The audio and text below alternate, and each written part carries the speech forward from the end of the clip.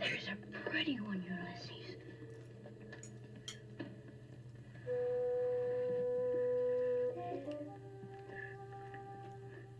There it is. Hello BookTube, I'm Sean the Book Maniac. Welcome back to my channel. Here I am sitting in a nearby park on a nice little brick bench. Fall is here. It was way too cold, even though it was bright and sunny this morning, it was way too cold to come out and do this at 9 a.m., which is my usual recording time. And now it's about 1 p.m. and with a sweater on, it's still a little chipper, but maybe I won't talk so long.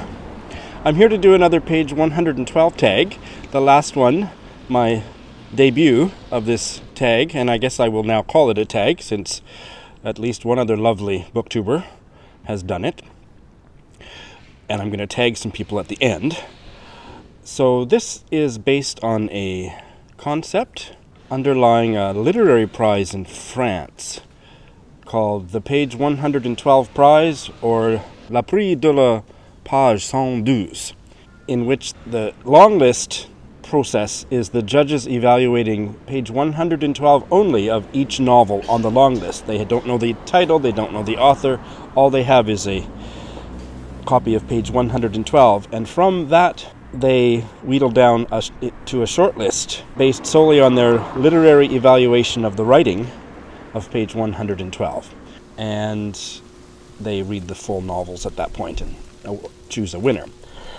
The idea being, and I'm going to repeat it not every time from now on, but just because this might be your first viewing of this tag, the idea being that writers and editors pay a lot of attention crafting and editing the opening chapter, the opening few chapters of a work, and tend to slough off once it moves past maybe the first third, so that you can really, so the theory is, you can really judge the literary merit of the book when you skip past what they have fussed over and get in more into the meat of the novel.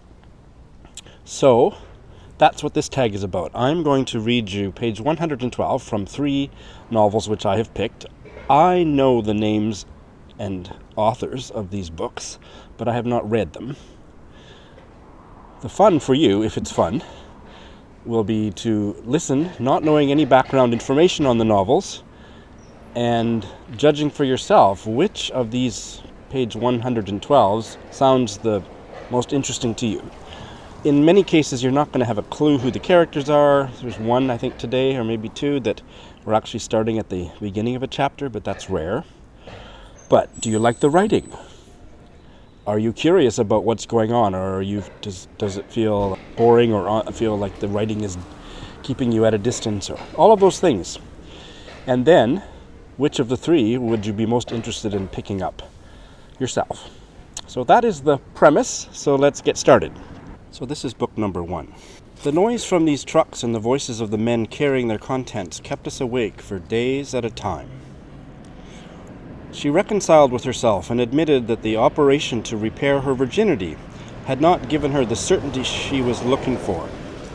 It wasn't right that her lot would be to look for a man who would buy a small house in installments and furnish it with a fridge and a small oven from cooperatives and an iron given as a gift by impecunious friends and family.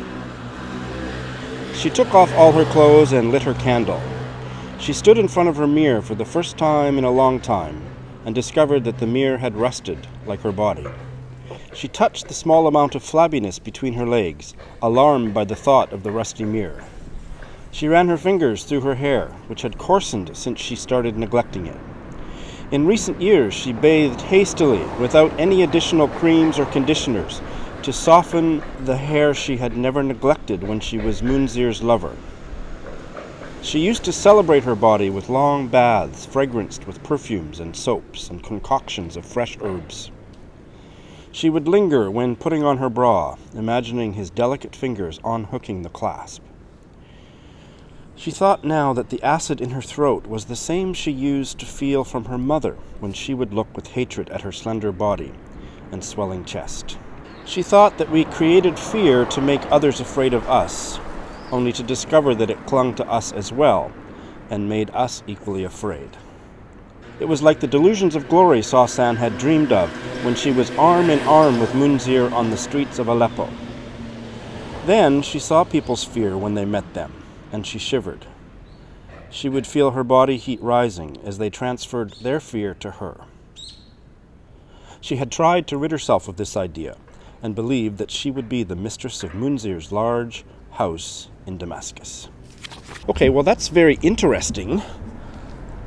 Obviously we're dealing with probably Syrian, but certainly Middle Eastern story. A lot of stuff around sexuality and gender.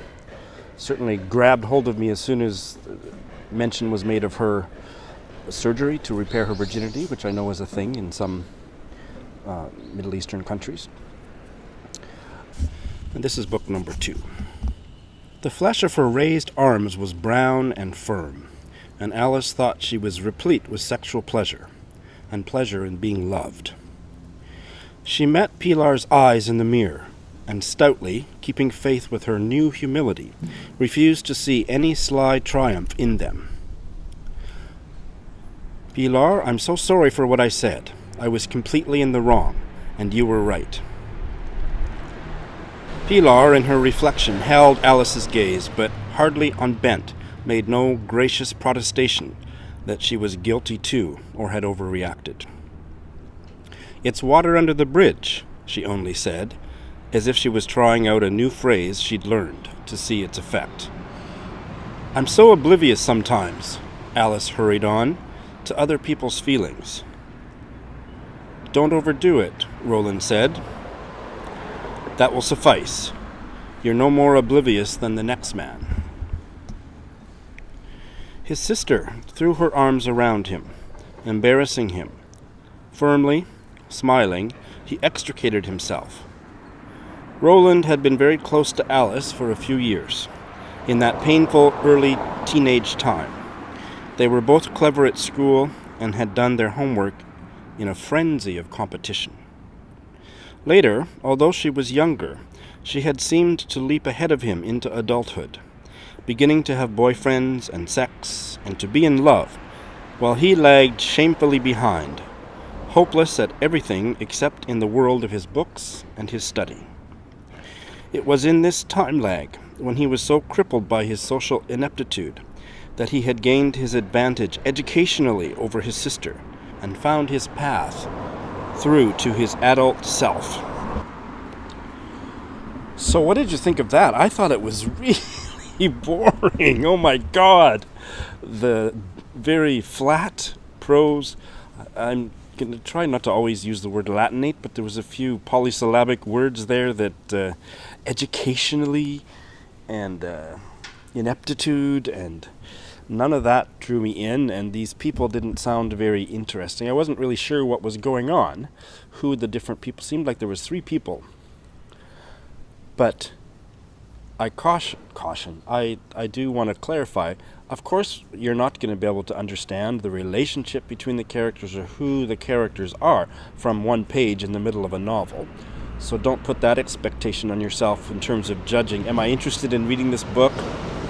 No, because I don't know what's going on, because that's not the point of this hopefully fun little exercise. So I wasn't clear on the relationship, so that's fine, but I didn't really care either. This sibling relationship seemed deeply dull, dreary, so that one doesn't do much for me.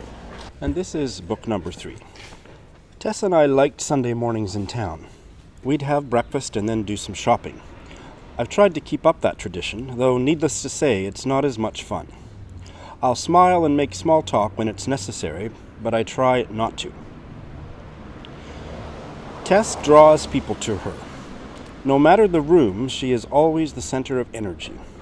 Hers is a beauty made of intelligence, of confidence and ease. Also, she's interested in other people. Truth be told, I rarely am. Unless I'm on the upswing, I get bored and irritated. Tess always wants to know how you are. I loved to watch her talk to people, to watch them respond, especially those we hardly knew. All the people in town, the farmers, the cashier at the diner, kids on their bikes. As long as I didn't have to talk much, I was happy to stand there all day. She was magical like that. No one was immune. It's different now that I come in alone. The conversations are shorter, and when they ask about Tess, I tell them she's gone away for a while. It's the truest statement I can make.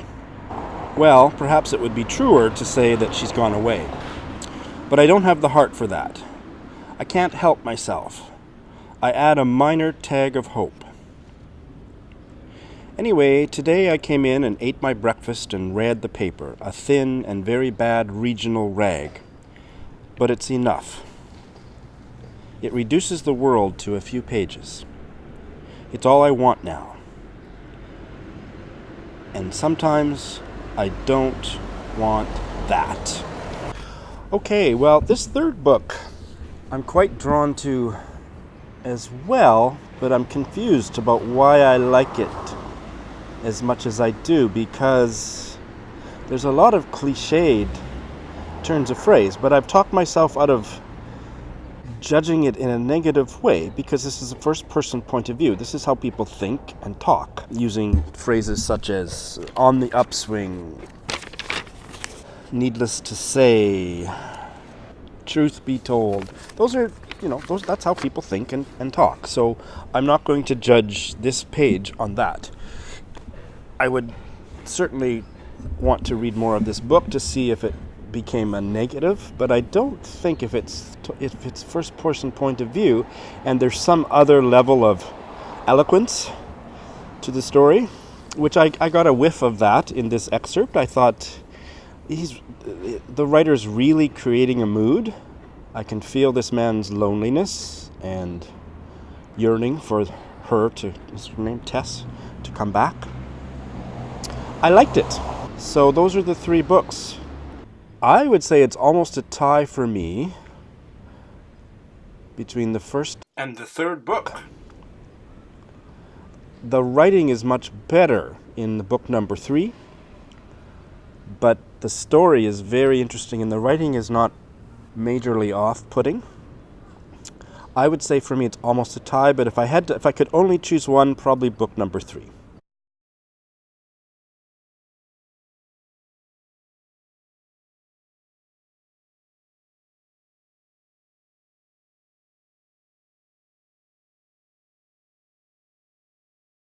But yeah, and the middle book, I just thought was dull as ditchwater. Ditchwater? What is it? Dull as both of those and more. So it's time for the big reveal. Book number 1 is a novel out of Syria, No Knives in the Kitchens of This City by Khalid Khalifa. I've heard good things about this. Been hearing about it. Jenny on the Reading Envy podcast raved about it, and I bought a copy because of that, and very much want to read it. Published in Arabic in 2013, and this translation 2016. So that's book number 1. Book number 2 is The Past by Tessa Hadley, and again, I had preconceptions about this book because of fairly consistently mediocre reviews, and I would say my reaction to page 112 was much less than mediocre. And book number 3, which basically tied for first place for me, was Shelter in Place by Alexander Maksik. Also a 2016 novel. Kind of a sleeper. Didn't hear much about it when it came out, but have heard some really good reviews. Have you? So I'm very curious to hear. It's really fun to disagree. When I did this tag a week ago, lots of people chose I think more of you chose the first book last week than chose mine, and that's fascinating. I don't think anybody chose poor Lionel Shriver last week. So, but I'm very curious to hear about your choices. I have some other thoughts about doing this tag, and again, not hard and fast rules, but just thinking. I had originally chosen a book to be part of this group, this batch, that was a Booker Prize winning novel, and that page 112 was stunning, and I just thought, no way, that's just not fair. So I think from now on, when I do this tag, I'm going to group debuts together or lesser known books together, and Booker Prize winners or prize winning novels or novels by really famous writers together, because I think that makes it more fair. If you agree with me, you could use the same criteria. And this is not a rule or a suggested guideline at all, but just an idea that I think might be interesting, which is to group similar novels together. For example, 3 novels from India, 3 Canadian novels, 3 gay GLBT novels, whatever, 3 novels by women, 3 YA novels, which you'll never see on my channel, but please do whatever you'd like on yours, 3 19th century novels, because I think pitting a 19th century novel against a 1950 novel against a 2016 novel, that inevitably you would be going with which of those periods you're more interested in, or which language you respond to. So it might be fun to do some of those groupings. Do with that what you will. Anyway, that was fun. Thank you. And I'm going to tag, who am I going to tag? Steve Donahue's done it, and he's always tagged on every video I make, whether it's a tag or not. And I am going to tag Literary Prints. And I'm going to tag Lukash's Books. And I'm going to tag Curtis Books and Films. He's already expressed interest in doing this tag.